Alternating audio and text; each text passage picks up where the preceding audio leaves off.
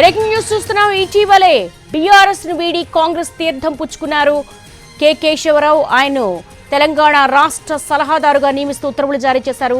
కేకే సభ్యత్వం ఖాళీ అయిన స్థానంలో అభిషేక్ ను నామినేట్ చేసే అవకాశం ఉంటుంది.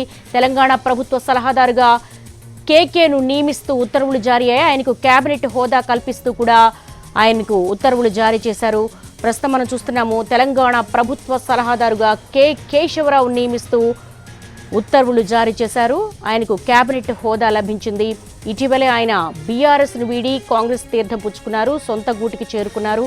స్వయంగా ఆయన సీనియారిటీని చూసి ప్రియాంక గాంధీ ఢిల్లీ రావాల్సిందిగా ఆహ్వానించారు. ఢిల్లీలో రేవంత్ రెడ్డి అలాగే మల్లికార్జున ఖర్గే సీనియర్ సమక్షంలో ఆయన కాంగ్రెస్ తీర్థం పుచ్చుకున్నారు, కాంగ్రెస్ కండువా కప్పుకున్నారు. వెనువెంటనే ఆయనకు తెలంగాణ ప్రభుత్వ సలహాదారుగా నియమిస్తూ జీవో జారీ చేసింది తెలంగాణ సర్కార్.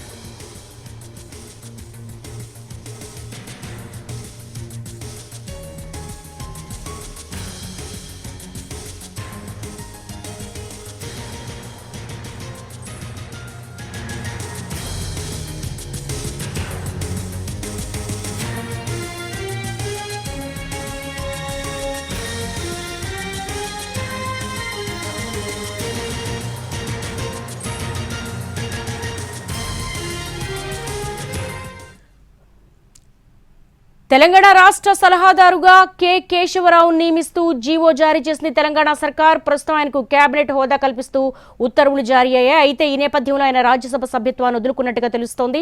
దీనికి సంబంధించి లేటెస్ట్ అప్డేట్స్ మా ప్రతినిధి సుధీర్ అడిగి తెలుసుకుందాం. సుధీర్,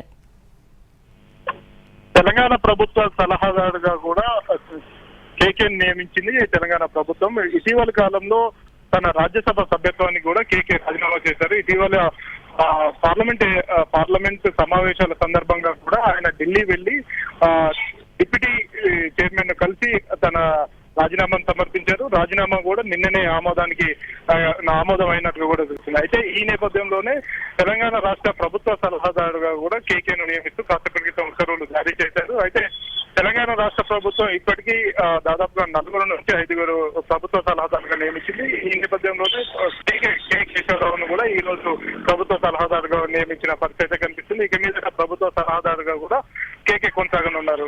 గడిచిన కొన్ని సంవత్సరాలుగా కూడా దాదాపు 5 పర్యాయాలు కూడా ఆయన రాజ్యసభ మెంబర్ గా కొనసాగుతూ వచ్చారు.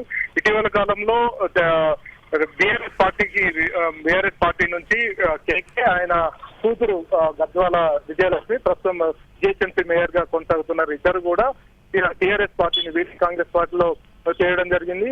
ముఖ్యమంత్రి రేవంత్ రెడ్డి సమక్షంలో హైదరాబాద్ లో చేరిన తర్వాత రీసెంట్ గా ఢిల్లీకి వెళ్లి ఢిల్లీలో కలిసిన పరిస్థితి అయితే కనిపిస్తుంది. మల్లికార్జున ఖర్గే, ఏఐసీసీ అధ్యక్షుడు మల్లికార్జున ఖర్గేతో పాటుగా ఇతర ముఖ్య నేతల సమక్షంలో కేకే అఫీషియల్ గా కూడా కాంగ్రెస్ పార్టీలో చేరారు. ఇక మీదట కూడా ఆయన కాంగ్రెస్ పార్టీలో కొనసాగుతాను, చివరి శ్వాస వరకు కూడా కాంగ్రెస్ పార్టీలో కొనసాగుతానని స్పష్టం చేశారు.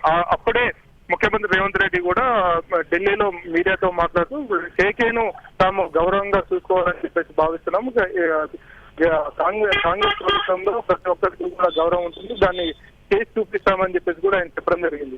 అందుకనే ఈ రోజు కేకేకు ప్రభుత్వ సలహాదారుగా కూడా అవకాశం ఇచ్చినట్టు కూడా చూస్తుంది. All right Sudheer, thanks for the live updates. Telangana ప్రభుత్వ సలహాదారుగా సీనియర్ నేత కె కేశవరావు నియమిస్తూ ఉత్తర్వులు జారీ చేశారు. ఆయనకు కేబినెట్ హోదా కల్పించారు.